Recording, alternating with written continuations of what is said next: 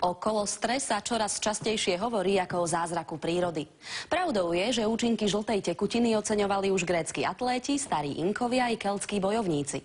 Goetheho osobný lekár Schiller o ňom písal ako o prostriedku s veľkým vplyvom na udržanie zdravia a imunity.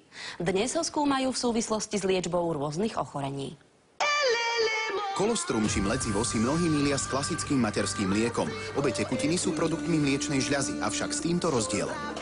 Kolostrum sa tvorí zhruba do 2. až 6. dňa po pôrode. Je pravdou, že v kolostre je najviac imunolátok, sú tam najviac koncentrované. Tento fakt využil farmaceutický priemysel a kolostrum začal dodávať na trh. Tekuté kolostrum, ale takisto aj vo forme žuvacích tabliet, kapsul či prášku.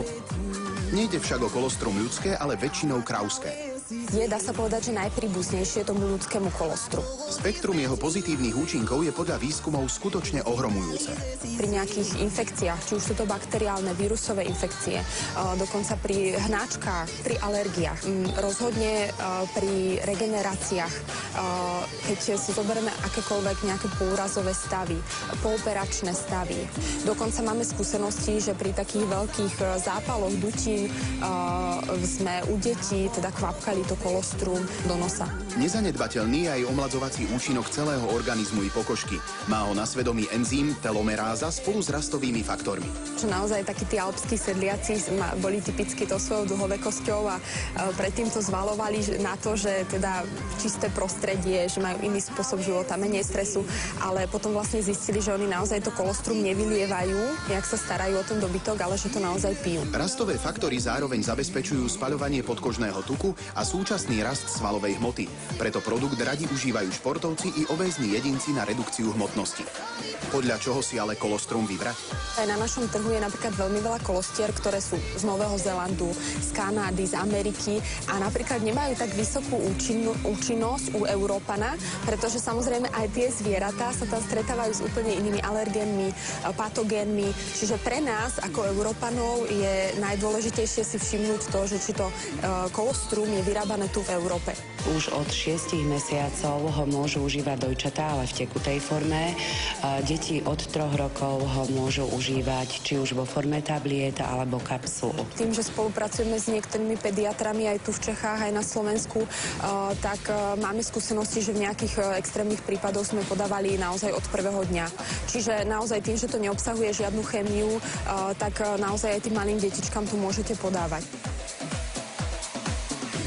Pokiaľ mamička má nejaký problém na začiatku s dojčením, tak je podľa mňa skôr rozumnejšie uvažovať o nejakej inej alternatíve, o kolostre od náhradnej matky alebo neskôr materskom mlieku od náhradnej matky, ale veľmi by som neodporúčala experimentovať s inými kolostrami. Možno práve pri tom kolostre je výhoda oproti iným typom liekov, alebo nejakej tej chemii, je výhoda to, že ním sa v podstate nepredávkujete. Ale opäť apelujeme na spotrebiteľov, aby naozaj dodržiavali odporúčané dávky. Skupina ľudí, kedy sa kolostrum neodporúča, je to konkrétne vtedy, keď je človek alergický na mliečnú bielkovinu.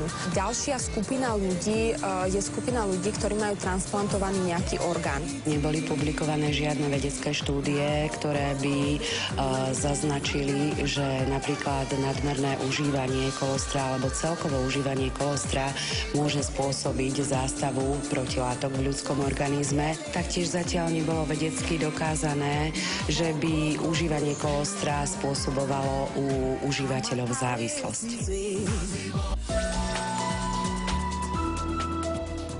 Neuveriteľných 11 rokov bojuje mladá žena so zákernou rakovinou. Napriek náročnej liečbe porodila zdravé dieťa.